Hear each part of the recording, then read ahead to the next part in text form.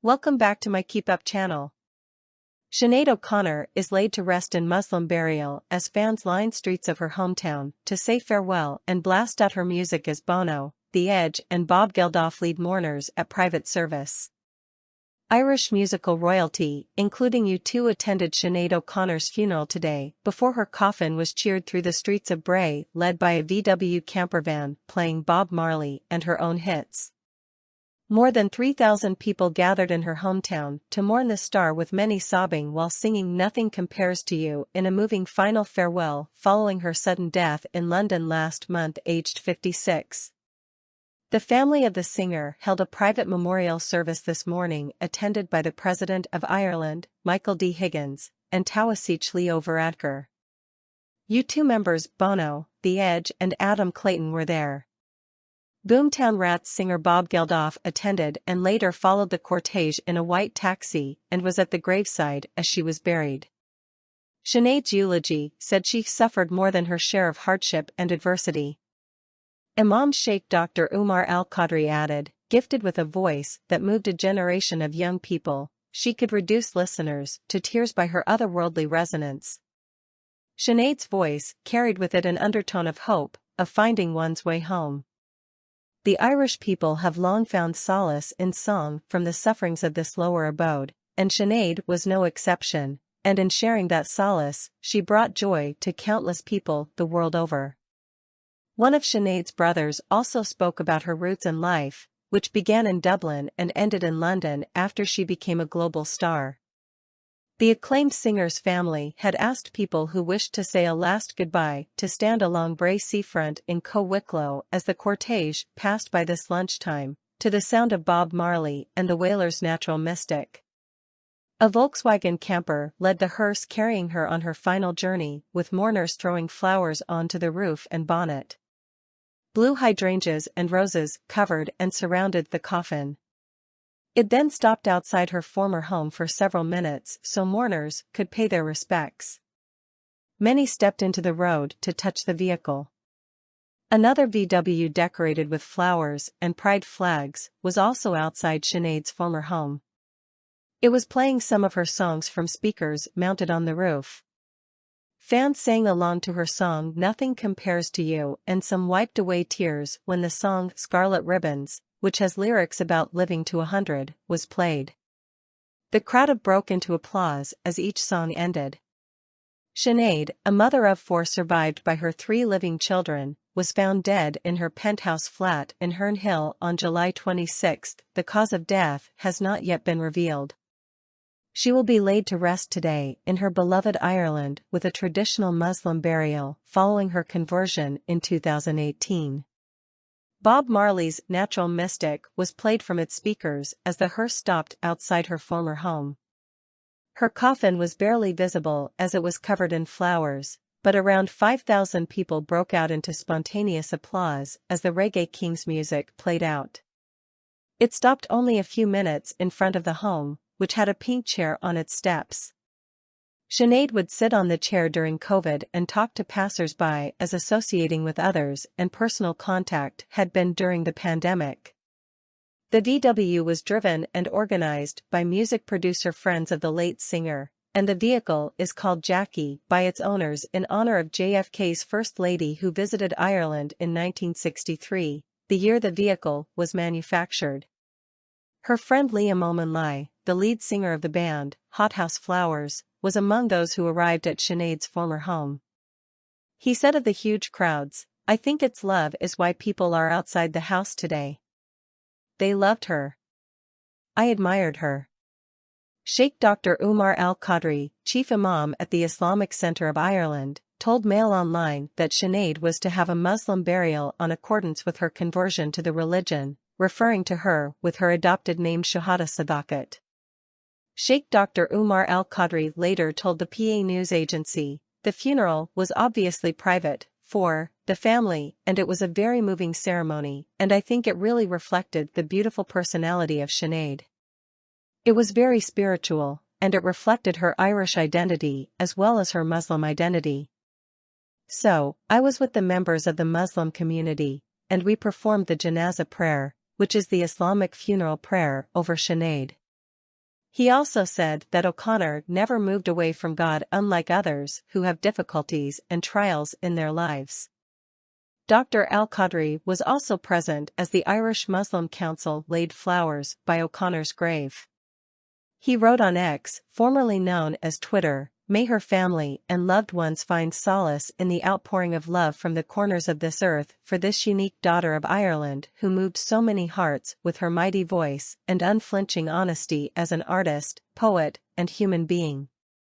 A woman who flew halfway across the world to say farewell to Sinead O'Connor has described a moment she will remember for the rest of her life. Carnamrta Desai, 49, a singer from San Francisco, booked a flight to Ireland as soon as she heard the news of the Irish performer's death. She visited tributes to O'Connor around Dublin and her former Irish home in the Co-Wicklow town of Bray before taking part in the gathering for the funeral procession on Tuesday, singing her hits and sharing colourful roses with other well-wishers to throw on the hearse. "The first time I heard it, news of O'Connor's death, I didn't believe it, and I knew I had to be with people who felt as powerfully as I did about how much of an impact she made," she told the PA news agency. "It feels these days like people say rest in peace on social media, and that's the end of someone's remembrance. I wanted to be here to offer more than that because she gave so much to me as a young girl and my generation." She said she knew if she did not come to Ireland she would regret it for the rest of her life. Irish President Michael Higgins said he would be attending the funeral service. He said in a statement, "The outpouring of grief and appreciation of the life and work of Sinead O'Connor demonstrates the profound impact which she had on the Irish people. The unique contribution of Sinead involved the experience of a great vulnerability combined with a superb, exceptional level of creativity that she chose to deliver through her voice, her music and her songs. The expression of both, without making any attempt to reduce the one for the sake of the other, made her contribution unique, phenomenal in music terms, but of immense heroism. However, achieving this came from the one heart and the one body and the one life, which extracted an incredible pain, perhaps one too much to bear.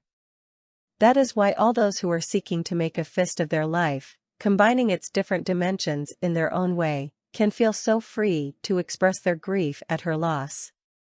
I'm here to say goodbye," Simone George, who is from Glenageary in South Dublin, said, adding that Sinead O'Connor had been a part of her life since she was 8 or 9. She said, "I think Irish people know how to wake their people and their loved ones, and I think she was adored by everyone in all her talent and beauty, and the voice she gave to us when we weren't able to say the things that were happening to us. She was able to be brave, and I think that's why this is really painful for people in a way, that it isn't just a celebrity, it isn't any other artist. I think she symbolizes something very different for Irish people." She added, "I don't know if she was ever interested in fame." She said O'Connor had a different way of seeing the world, especially when women's songs were about romantic love. She was singing about struggle and heartbreak, and a political revival that was going to include everybody. Sarah Mohammed said she had traveled to Bray to pay her respects to Sinead O'Connor.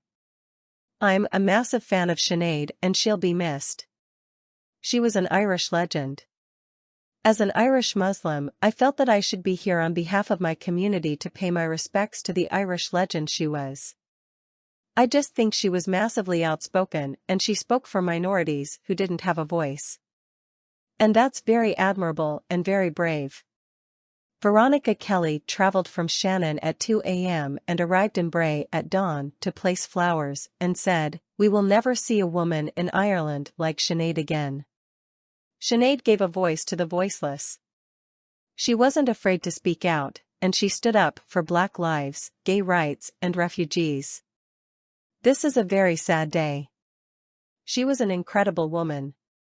I had met and she just seemed like an ordinary person.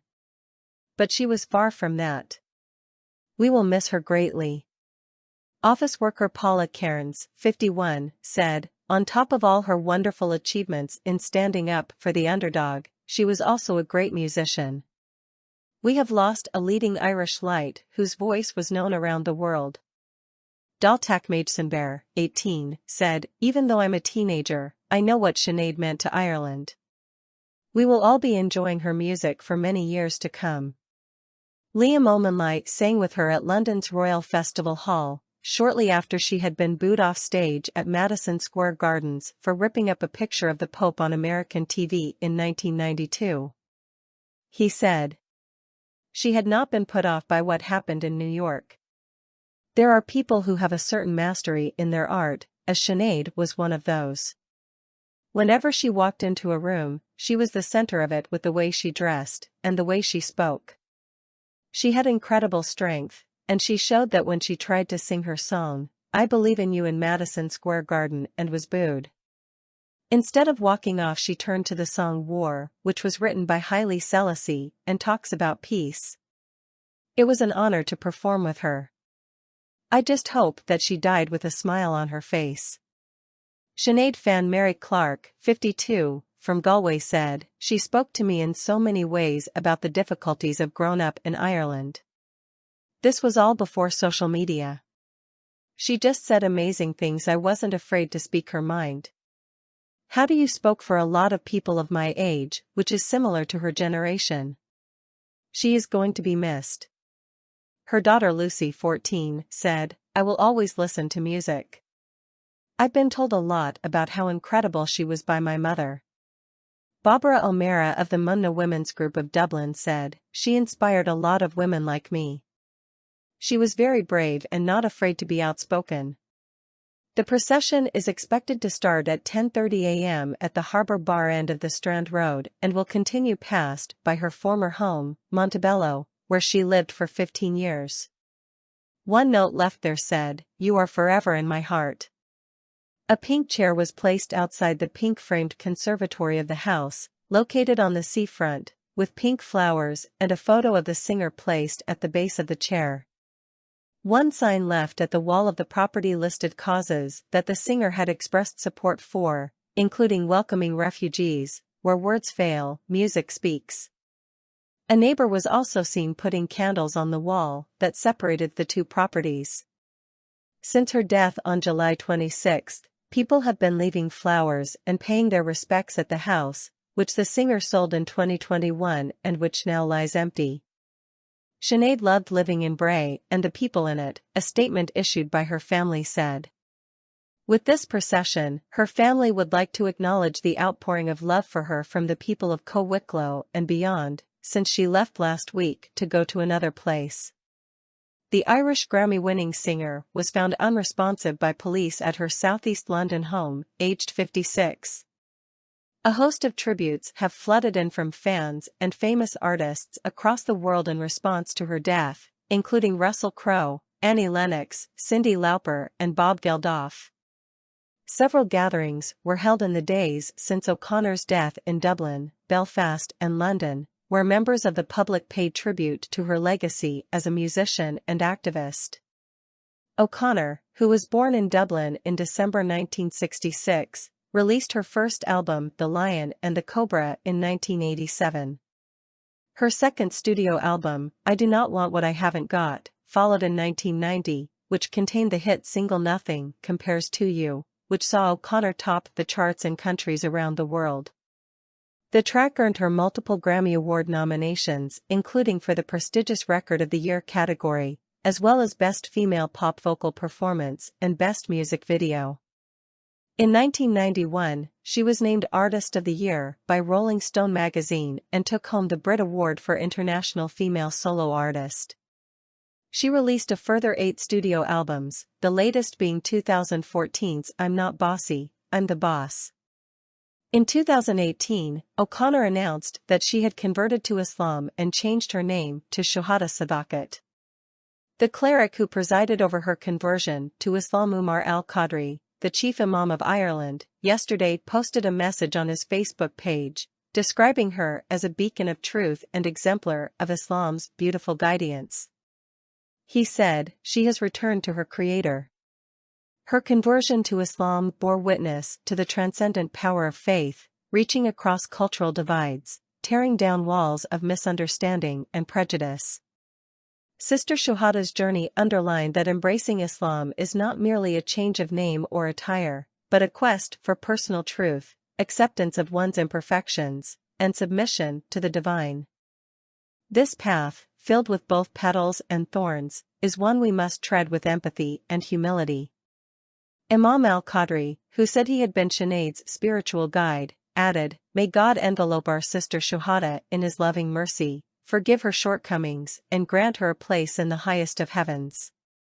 May He comfort her loved ones in this difficult time and guide us all to live lives reflecting the true essence of Islam." He appealed for Muslims to hold prayers at 11 a.m. tomorrow to coincide with her private burial. We can express our respect, love, and solidarity for our departed sister, mirroring the values she tirelessly championed.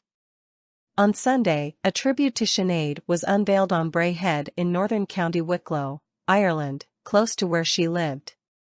Just a short distance from Sinead's home on Strand Road, a sign reading IRE Sinead, along with a white heart, was placed close to the World War II IRE landmark.